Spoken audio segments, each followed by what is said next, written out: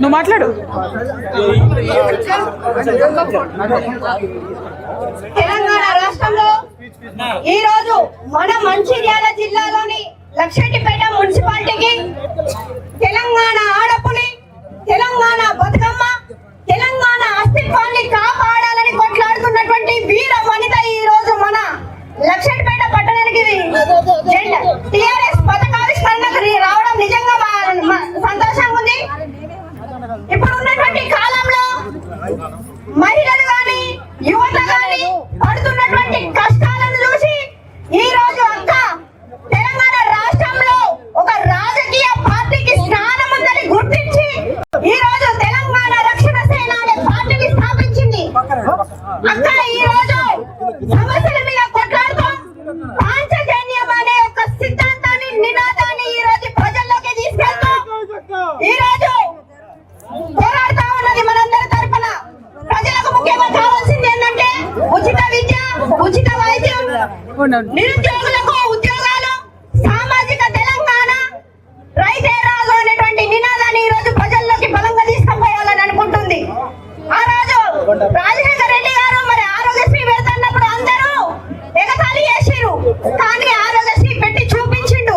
మరి నేను అందరినీ మీ అందరిని అడుగుతా ఉన్నా, ఈ రోజు తెలంగాణ రాష్ట్రంలో అట్టడుగున పేద స్థాయిలో ఉన్నటువంటి విద్యార్థులకు కానీ, యువత కానీ, రైతులకు కానీ ఎందుకు న్యాయం జరగదు? కాబట్టి కవితక్కను మనందరం అధికారంలోకి తీసుకురావాలి. కవితక్క పార్టీ మనం ఏ విధంగా పనిచేస్తుందని ఈ రోజు మనందరం భుజాల మీద వేసుకొని పనిచేయాలని కోరుతా ఉన్నాను. అక్క మీరు ఈయన జరుగుతున్నటువంటి గూండా రాజకీయాలకు, అక్రమ రాజకీయాలకు ఈ రోజు మీరు పులిస్తా పెట్టి ఈ రోజు మా లక్షెట్పేటలో అడుగు పెట్టడం జరిగింది. మాకు ఏ రోజు సపోర్ట్ లేదు, కానీ మీరు రావడం నిజంగా మా అదృష్టంగా భావిస్తా ఉన్నాం. మీ రాక ఇప్పుడు మీరు వచ్చిరు, మళ్ళా ముఖ్యమంత్రి అయిన తర్వాత మీ భారీ ఎత్తున మేము పిలిపించుకొని మీకు ఘన స్వాగతం పలుకుతాం.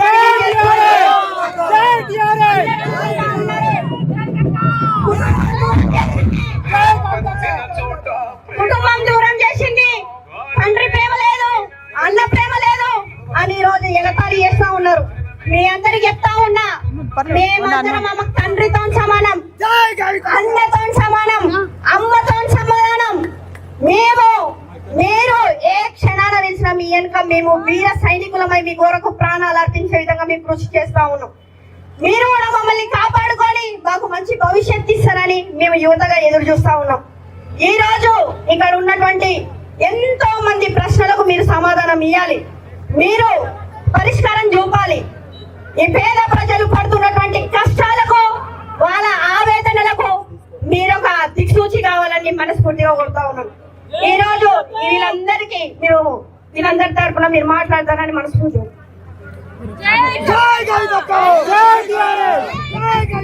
జై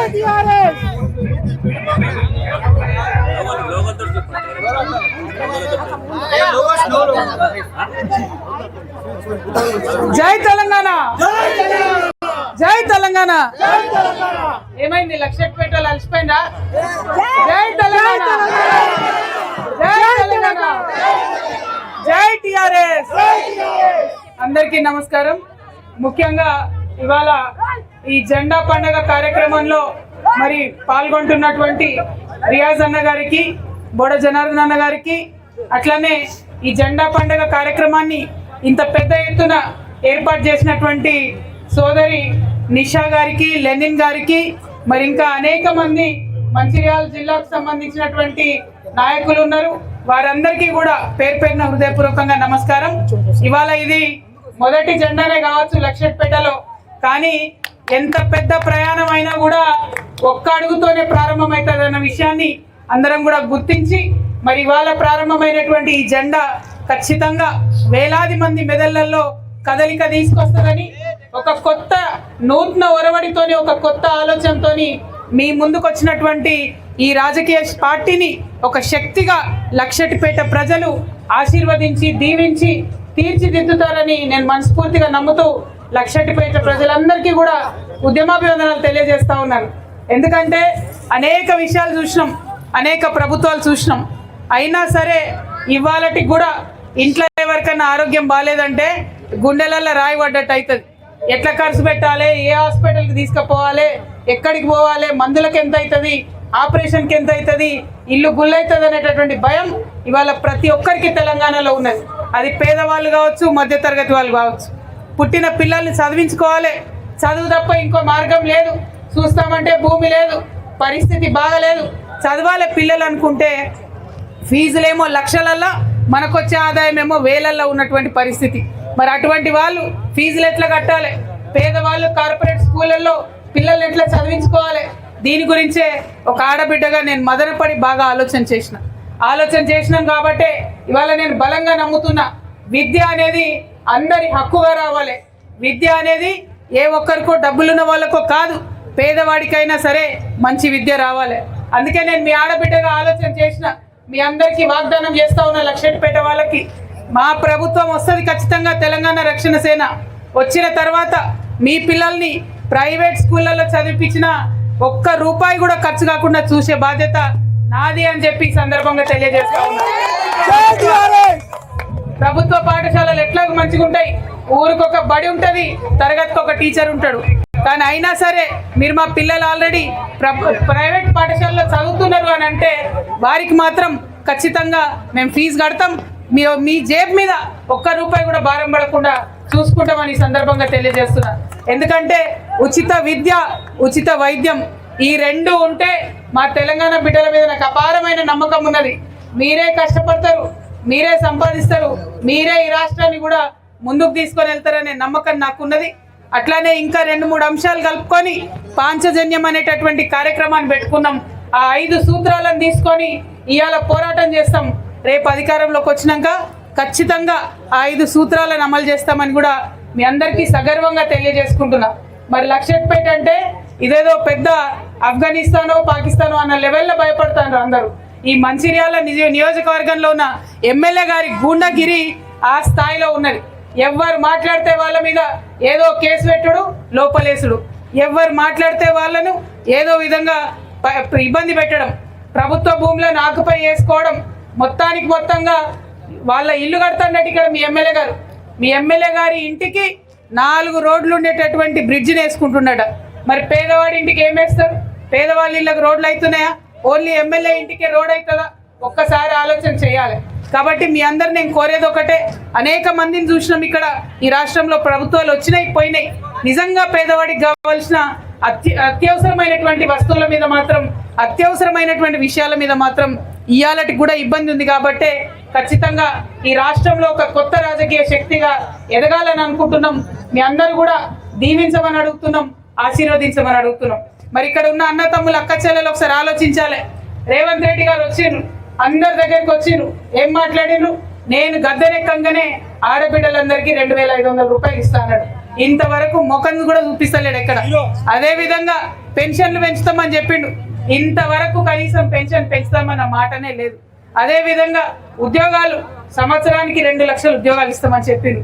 ఇప్పటి వరకు కూడా 50,000 ఉద్యోగాలు కూడా ఇవ్వలేదు. ఘోరమైన పరిస్థితి. ఇక రైతుల కష్టమైతే మీకు తెలిసిందే. మొన్నటి దాకా వడ్లు కళ్ళల్లో పోసుకొని వానెప్పుడు వస్తుందా అని గుండె చెరువాయిలాగా ఎదురు చూసినారు రైతన్నలు. అయినా కూడా బోనస్ లేదు, బోనస్ ఎగబెట్టిండ్రు. రైతు భరోసా అంటే అది అటే పోయింది, ఒకసారి ఇచ్చిండ్రు. మరి ఒక పక్క ఇంత మోసం చేస్తున్నటువంటి ప్రభుత్వం, ఇది గుండాగిరి చేస్తున్నటువంటి ఎమ్మెల్యే, వీళ్ళు మారాల్సిన అవసరం ఉన్నది. కొత్త నాయకత్వానికి అవకాశం ఇవ్వండి. నేను ఒకటే ఆలోచిస్తున్నా, మా ఆడవాళ్ళకి అవకాశం రావాలి రాజకీయం చేసేది, మా యువ మిత్రులకు అవకాశం రావాలి రాజకీయాలు చేసేది. అదేవిధంగా మరి మంచి వాళ్ళకి అవకాశం చేయాలి రాజకీయాలు చేసేది. మంచి వాళ్ళు వస్తే మీ అందరి గురించి ఆలోచన చేస్తారు కాబట్టి ఒక పార్టీ పెట్టాలి. దానిలో మంచి వాళ్ళని, యువకుల్ని, మహిళల్ని, పెద్ద ఎత్తున అన్ని వర్గాల వాళ్ళని కూడా ఉత్సాహపరచాలి, ప్రోత్సహించాలనుకుంటున్నా. మరి మీ లక్షెట్టిపేట ప్రజలు ఆశీర్వదించి దీవిస్తారని చెప్పి నేను మనస్ఫూర్తిగా నమ్ముతున్నా. ఇప్పటిదాకా మాట్లాడింది మా చెల్లె నిషా, పెద్ద రౌడీ, చాలా గట్టిగా కొట్లాడుతుంది, గట్టిగా మాట్లాడుతుంది, విషయాలన్నీ కూడా అర్థం చేసుకుంటుంది. ఆమెకు తోడుగా మా తమ్ముడు లెనిన్ కూడా నిలబడి మరి ఎక్కడికైనా హైదరాబాద్ దాకా కూడా ఆమె నన్ను నమ్మి పంపిస్తాడు. మరి ఇటువంటి యువతి యువకులకు కావాలి. ఒక్కసారి 10వ తరగతిలో నన్ను కలిసింది, అప్పటి నుంచి ఇప్పటి వరకు మేము కలిసే ఉన్నాం, కలిసి యుద్ధం చేస్తూనే ఉన్నాం, అనేక సమస్యలపైన కొట్లాడుతున్నాం.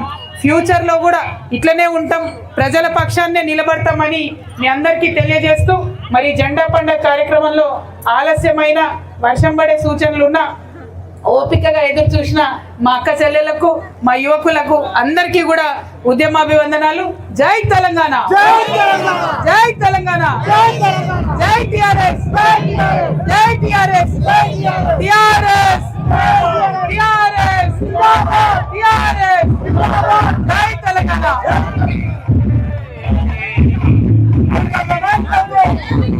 ఆగరా